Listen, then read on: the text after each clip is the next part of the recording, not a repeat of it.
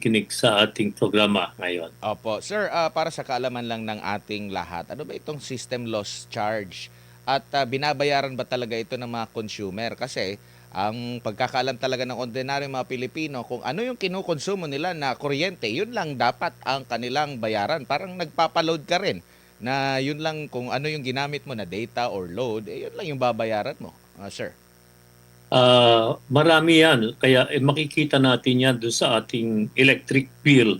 Dahil sa ang ating electricity, uh, unbundled na yung mga charges dyan. Ano? Kaya yung ating electric bill, napakahaba niyan. Makikita natin lahat ang mga charges na nandyan. One na nga sa nakalagay dyan is the system loss. No? Ito yung mga nawawalang kuryente from production, from the generation company, pag sa daan niya sa transmission, papunta uh, sa distribution company, and then mawawala yan sa linya, patungo sa mga consumers. Yun, may maraming nawawala doon. Ano, meron dyan mga technical losses dahil sa sistema, dahil na rin sa normal, yun sa talagang kahit na how efficient or how efficient your infrastructure, may mga nawawala pa rin dyan, no? Dahil sa init, dahil sa panahon, at saka uh, iba't ibang factors. Ngayon, another part of the system loss is yung mga nawawala, yung mga nananakaw, no? Because also yung kasama na dyan, yung mga inefficient system or operation of the distribution company. Patong-patong na lahat yan. Ang iba dyan, sabi natin sa metro, yung may mga toothpick o palito, yung mga ganyan, ano? Those are system loss at naipapatong nga yan sa cost of electricity na nabibil sa atin, no? So, yun ang sinasabi. At saka pagkatapos niyan, meron pang VAT. Marami yan. No? Nandyan yung sinasabi natin na kasama na dyan yung UC o the universal charges. Yung pagkakautang ng industriya ng electricity ng mga nakaraang panahon na hanggang ngayon binabayaran natin. No? That's another charges, no? So, marami makikita natin lahat 'yan. So, kung pinag-uusapan ng system loss, 'yan yung talaga yung technical at saka yung mga may human factor, mga inefficiencies sa operations, sama-sama na 'yan, ano? At Opo. nagbabari 'yan depende kung sino ang distribution company. Opo. Sir, ang tanong, kailan po ba nag-umpisa at sino po nagtakda na kabilang ang mga consumer sa magbabayad po nito? Kasi gaya nga na nabanggit ko, ang talagang nasa isip siguro ng ordinaryong tao, yung kinonsumo ko na kuryente, yun lang dapat yung babayaran ko. Hindi ko naman kinonsumo yung kuryente na hindi nagamit kung may mga during sa kanilang transmission, during sa kanilang generation po, ginoong secretary. Kaya nga sinasabi natin ano ito kasing ating industriya ng electricity kung ito liberalized na sa pribado lahat itong sektor, no? Wala na rito ang gobyerno, hindi nagpa-participate ang gobyerno except on policy and regulations. Nandyan lang sila. Kaya kinakailangan yung under the IPIRA law, yung 9136 ba yan? Uh, Ibinibigay lahat yan, nandyan lahat yan, ano? At dinidetalye na nga yan na yung kung sinabi mo, kinukonsumo mo lang, dapat yun ang binabayaran mo. Pero for the entire industry, to have this industry, maraming cost component, no? Na para makarating sa atin yan. Sabi nga natin, may universal charges, nandyan yung sa renewables, mga fit-in tariff, sabi natin hindi ko naman kinukonsumo yun. Incentive na ibinibigay natin yan sa mga developer. Bakit ako magbabayad? No? Pero that is part and parcel ng the entire industry according to the IPIRA, natin, sa IPIRA law. Opo. So kaya natin, no, panahon natin, minumungkahin na natin yung i-amend natin ang IPIRA law. Opo, so kumbaga yung IPIRA naging IPERA. Pero kumbaga ginoong secretary po, sir, nakikita nyo po ba nakakayanin na ito or makatotohanan ba, lalo na binanggit mismo ito ng Pangulo sa kanyang SONA, after pa ng marami ng mga issue ukol nga po dito. Tapos malapit na rin matapos yung kanyang termino. Meron pa tayong narinig kanina sa panig ng Meralco na sino yung magpapasa na nitong system loss na ito kung tatanggalin. Meron pang sinasabi ang Department of Energy na aabutin ng at least isang taon itong tuluyan na may isa katuparan po ito, Ginoong Secretary. Kaya nandun din yung agam-agam, seryoso ba talaga yung gobyerno ukol dito? Kasi kung seryoso, matagal na itong sinasabi noon pa. In fact, yung si Senador Rodante Marcoleta, kabilang ito sa kanyang mga advokasya na pinapangalandakan noon pang panahon ng kampanya din. Ang dapat nating gawin, no, okay naman yun. Yung sinasabi natin na nagsalita si Pangulong BBM na tanggalin yan, no? So, dapat ipatupad na tanggalin, pero sabi nga paano ito ngayon a-appear sa bills ng mga consumers? Dahil somebody has to pay for it, one way or the other. Kasi yun ang cost ng transmission. Sabihin natin na, tanggalin natin yan. Saan natin ipapatong yan? Saan ipapatong yan ng distribution company? Hindi naman papayag basta-basta yan natanggalin doon sa profit nila. So minimize yung profit or what. Ang problema kasi nga, sinasabi natin, during our time, tapos na ako doon, no, sabi lang, para makuha lang natin, dapat talaga amendahan yung IPIRA, hindi lang yung systems laws, hindi lang yung system laws na yan na sinasabi. Dahil maraming saan mo ilalagay yan pagka tinanggal mo, di ba? So, yun, i-define din, sasabihin natin na hindi naman nga papayag ang sabihin mo, ang distribution company na absorb niyo yan. So, that will be an added cost of doing business. Ikukuha nila. Meron naman sila, no, sa totoo rin, meron din namang attributable. Attributable yan sa transmission at saka sa distribution na nawawala, na pwede namang bawasan. Meron talagang, yun talaga totoo na mayroon talagang system loss because of technical. So kailangan talaga may ma-amend natin ang IPIRA law. Ang IPIRA law masyadong advanced para sa ating bansa. Yan ang unang-una natin dapat ma-realize. Masyadong advanced para sa ating bansa. Tingnan mo sa buong ASEAN, tayo lang ang may unbundled and tayo lang ang purely at the hands of the private sector. Walang subsidy ang gobyerno. Except, of course, Singapore. Ang Singapore has an advanced system similar to our system, which is similar to developed countries. Tayo parang napaaga ito, parang lumukso agad tayo na gusto agad natin ng ika nga magarang sistema na ang bansa natin naman ay still developing. Parang hindi natin in-adapt sa pangangailangan ng bansa. Maganda ang IPIRA law, walang pandon. No? Maganda ang hinahangat, kaya lang too advanced for us. Opo. Kumbaga, yan nga yung susunod ko na tanong. Ano ba ang diskarte ng ibang bansa ng ating mga kapitbahay? Ang mga sumasalo ba ng mga tinatawag na system loss ay mismong mga consumer ba? Or paano naiibsan nila? Kasi itong problema din ng mataas na halaga na binabayar ng kuryente, kabilang din ito sa pasakit ng mga investor din, mga mamumuhunan, hindi lang ng mga ordinaryong mga tao, Ginoong Kusi, sir. Ang sinasabi ko nga kanina, Admar, no, yung ating sistema is advanced for our situation. Iba yung sitwasyon ng Pilipinas no? We are a developing country. We are short of energy. Hindi pwedeng marami sa atin, of course, as a developing country, marami sa atin ang mahihirap. Kailangan mabigyan ng subsidy yan. Yun ang ating kinukuha. Kailangan magkaroon tayo ng sistema na wag naman masyadong mabigat na nasa lahat na, kasi nag-negosyo yung ang energy, electricity or energy, sabi nga natin, naging masyadong negosyo. That is a necessity that is importante sa buhay natin.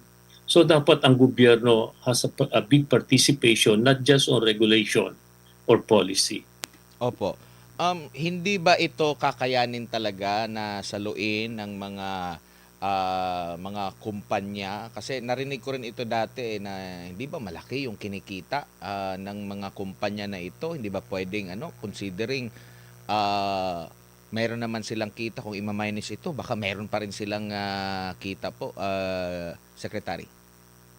Siyempre sabi nga naman, yung mga kumpanya na naghahanap buhay, hindi naman para malugi, no? Para kumita ng pera. So nakikita naman natin ang sitwasyon nila, kung ano ang klase ng sitwasyon ng mga industriya or mga kumpanya that are involved in energy, no? Mostly. So, lahat yan, dapat talaga sinasabi natin na yung gobyerno, tingnan mabuti at yung sistema ayusin natin. Na ang katulad, ang mungkahi namin no, during, sabi ko kung ginagamit during our time, tapos na kami doon eh. Pero minumungkahi namin noon na sana ang gobyerno will be able to participate in the electricity, in generation, and even in the distribution, transmission, no? Opo. Mas malaki ang partisipasyon ng gobyerno. Nawala na tayo sa generation lahat i-privatize natin. Kaya during crisis, ang nakikiusap tayo sa mga generation company, huwag muna ninyong bilan, i-delay ninyo ang mga billing. Pero siyempre, this generation company may pangangailangan din. May binabayaran din silang suppliers, lahat yan, ano?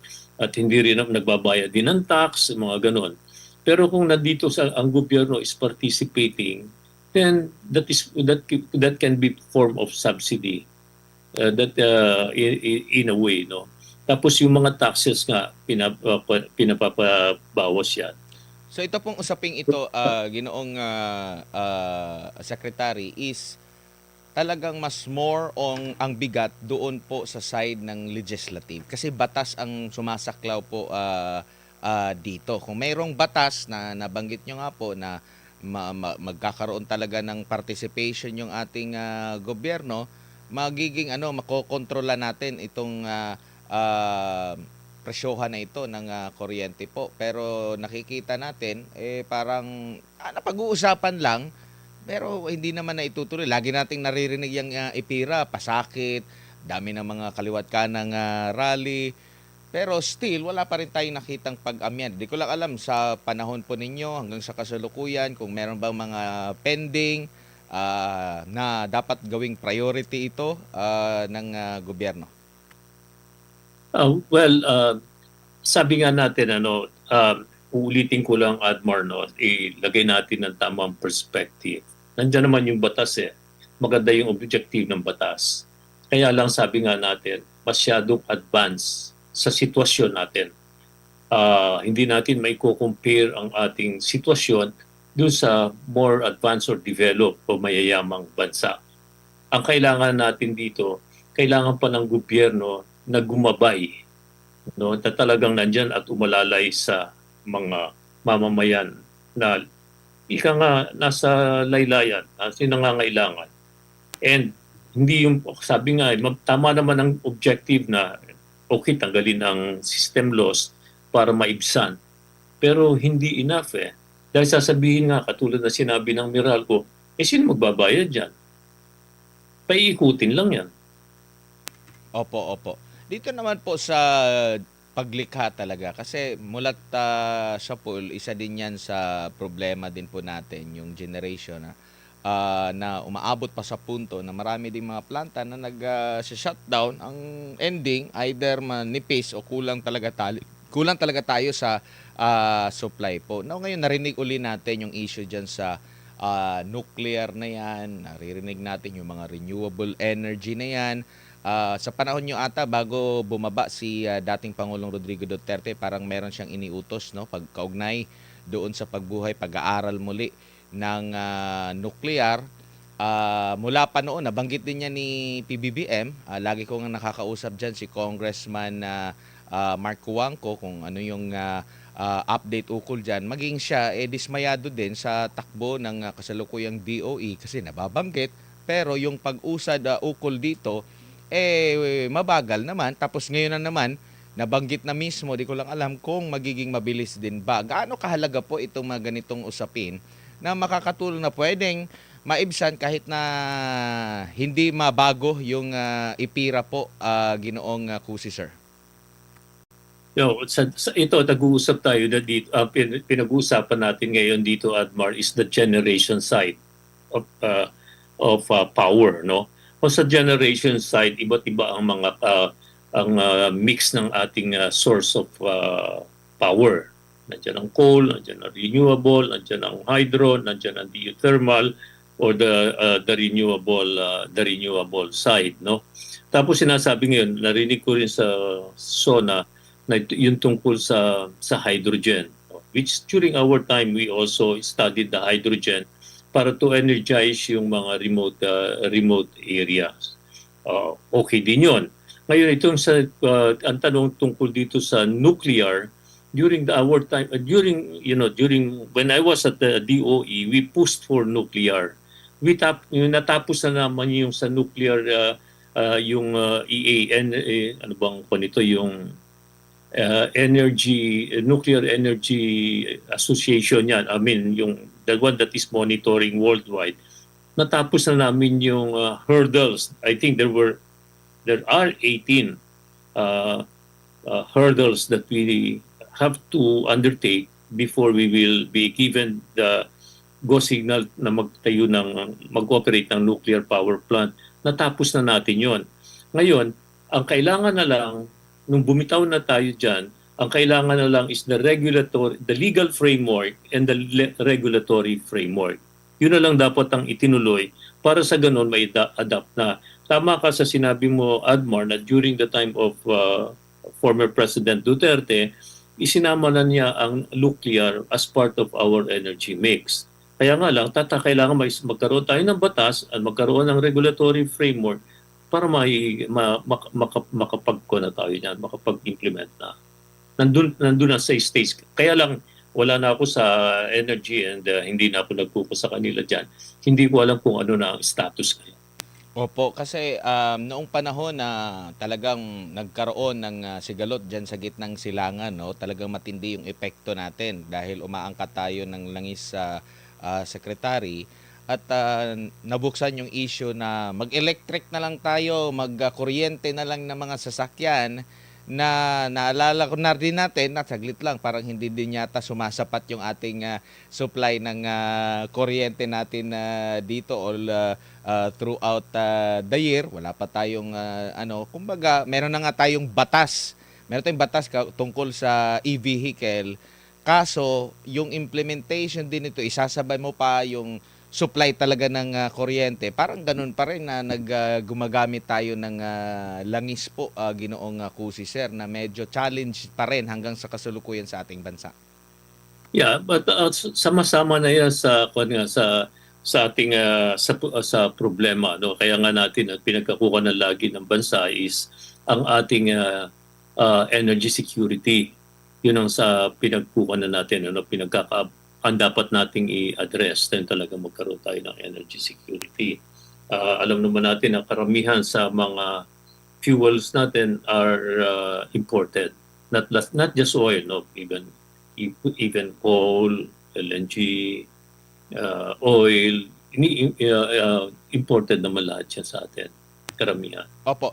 Pero nakikita nyo rin po ba na kayang masolusyonan din ito sa magandang foreign policy ng ating gobyerno po, Ginoong Cusi? Kasi sa issue lang ng oil, sa issue ng energy, marami tayong kumbaga nagiging challenge or hadlang din eh. Halimbawa, doon sa issue ng gera sa US at Iran, maaari tayong mag-angkat at hindi ko alam, parang naka-experience din tayo, di ba? Nag-angkat din dati sa panahon ng Duterte administration mula Russia.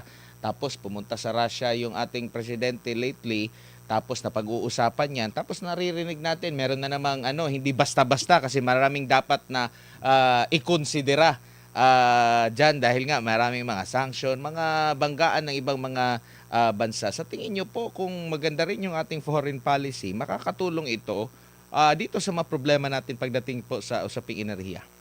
Definitely, a good foreign policy will help our situation. But together with that, kailangan din yung ating local, sabi niyo, our infrastructure, our system, our policy are in place, no, para mapakinabangan yan. Para yung sabi natin, okay, katulad ngayon, nag-aangkat tayo ng oil from Russia. Okay, good. Pero ang sa amin noon, panahon noon, uh, sabi nga natin, saan natin ilalagay yung lahat ng oil? If ang limited yung ating dito, yung ating facility to stockpile, no? For how many weeks lang tayo. So, at nasa kamay din also ng private sector yon. Kaya that time we were asking na the government must put up yung bang strategic petroleum reserve na para magagamit natin in case of crisis, no, yung katulad nga kung nagkakaroon ng digmaan, nagkakaroon ng mga antalas sa pag-delivery ng oil, no, because now ang sitwasyon natin is very vulnerable to external factors. So paano tayo natin proteksyonan yon? Sometimes madaling sabihin, pero we all know na marami dapat tayong gawin dito sa atin. Sir, Secretary, familiar kayo dun sa issue ngayon tungkol sa PAC Silica at tingin nyo po sa problema natin ukol sa enerhiya, hindi po ba makaka-apekto dito, hindi tumutugma dito sa mga hakbang ng gobyerno po, Secretary? I think we should have. I have one about a little. I will not say that I know everything about the PAC Silica, but through my readings, may ang kanyan is that of course may mga advantages, may disadvantages. Ano ba talaga ang natin? Saan ba talaga malalagay diyan? Economically, probably more employment. Our natural resources will be tapped, will be used. Pero ano sa Pilipinas noon?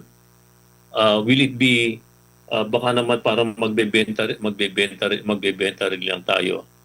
Benta-benta rin lang at walang added value para sa atin. So I think there should be more discussion. There should be transparency on how they will be operating here. Of course, lalagi nila sasabihin, more employment. Katulad din lang yun mga bases. And after that, wala rin. Opo. Siguro bilang panghuli, Secretary, meron pang at least 2 years. Kaya pa bang pumihit ng kasalukuyang gobyerno pagdating sa pagtugon sa usapin na enerhiya? Ano ba ang nakikita ninyong magandang solusyon ukol nga po dito sa gitna po ng krisis din na kinakaharap ng ating bansa? Internal, meron pang external na krisis dahil tayo po ay nag-aangkat din at mensahe nyo na lang po sa ating mga kababayan po. Alaman mo, Admar, no? Nung matapos yung towards the end of our term, we prepared the transition report to the next administration, to this administration, with our suggestions. Ano ba dapat gawin? So nasabi ni Pangulo nung I think mga nakaraang SONA about the nuclear, no? Ngayon inulit ang nuclear. And I think sabi nga natin dapat talagang gawin. Dapat talagang gawin para lumakas ang ating bansa. Dahil wala naman tayong ibang source of ng energy, no? Kundi yung mga what we have already. So kung magkukuha tayo ng nuclear, this will really improve our economic status. I mean, the opportunities, cheaper electricity, will be able to tapos yung mga manufacturing. So nandun yun, nasa po natin. Tapos yung other sources, kailangan yung amendment ng IPIRA. Etong system laws na ito, lang yan, napakaliit na parte ng IPIRA problem. Nandun tayo sa generation. Yung sa generation, maraming problema dyan. Yung sa ownership, yung mga cross-ownership. mga policy that the generation company can own certain percentage ng generation company. Pero yung dahil nga sa ako natin, napakagagaling ng ating napaka-creative ng ating mga managers, both administrative and legal, talagang naiikutan yan. No? So, parang nakokontrol. Yung transmission, nandyan din. Sinabi natin yun sa transmission, nasa privado rin yan. Merong issue ng security, merong issue ng ownership, may issue ng mga reserve, bakit tayo nagkakaroon ng mga red alerts, yellow alerts, bakit tayo kinukulang ng kuryente, tapos sa development ng transmission company, ng transmission lines, tapos yung sa mga kooperatiba, nandun lahat yan. And we need to seriously look into it if gusto nating mabago yan. Secretary. Talagang, Opo. Opo, sige po, go ahead po. No, go ahead. Okay. Opo, oo, kasi kulang tayo sa oras po. Maraming salamat po, Secretary, sa inyo pong oras at panahon. Sa ulitin pong mga usapin po,